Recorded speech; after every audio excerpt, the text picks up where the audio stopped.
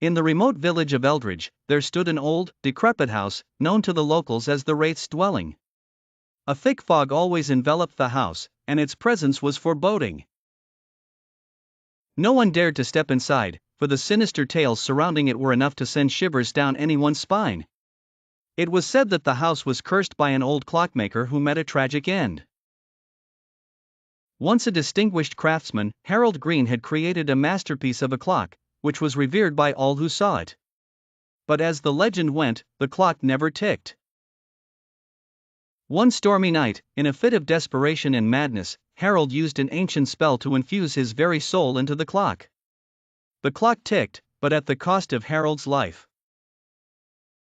Since then, anyone who attempted to remove or tamper with the clock faced dreadful consequences. Fast forward to the present day. Emily, an adventurous young journalist, decided to explore the Wraith's dwelling for an exclusive story. Driven by curiosity and the promise of a career-defining article, she ignored the warnings and pried open the rusty gates. The house creaked ominously as she stepped in, her flashlight flickering.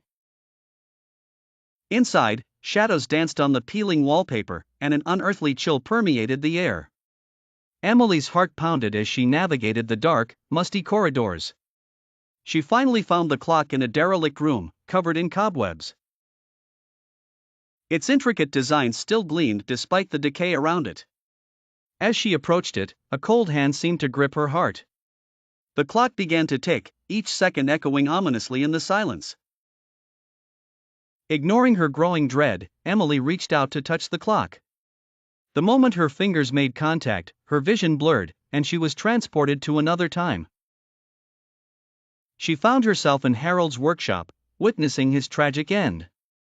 The room was filled with his anguished screams as he chanted the spell that bound his soul. Just as she was about to plead with him to stop, Emily was yanked back to the present, the clock now striking midnight. The house's walls seemed to close in on her, shadows transforming into grotesque figures. A voice, hollow and mournful, whispered from the darkness, "You should not have come." Panic surged through Emily as she ran towards the exit, the malevolent laughter of the shadows echoing behind her. The door wouldn't budge. Desperation clawed at her as she heard footsteps approaching, getting louder with each tick of the clock. Just as she felt a cold hand on her shoulder, the door swung open, and she stumbled out into the night, gasping for breath. To this day, Emily never speaks of what she saw in the Wraith's dwelling, but her hair turned white overnight, and the ticking of a clock still haunts her dreams.